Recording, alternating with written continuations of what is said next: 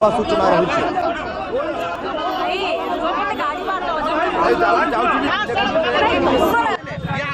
गोटे गाड़ी छड़ा से ड्राइवर उठिक पड़े मो कह कथा हो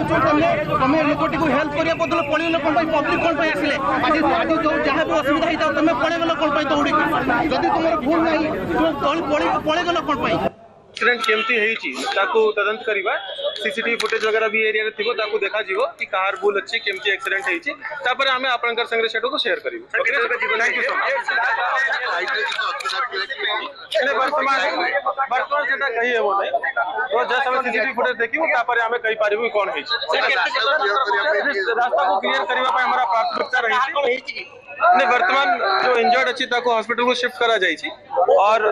फर्स्ट हमारा प्रायोरिटी अच्छी कि रास्ता क्लियर कर दिया जाओ तापर हमें फर्दर अपडेट आप किस समय भीतर देबो पुणी मो बस धक्का जनकर मृत्यु होइथा बेले दुई जण गुरुतर आहत होइଥିବା सूचना ये होची रूपाली ट्रैफिक रो स्थिति हमें जदी आपन को संपूर्ण चित्र देखे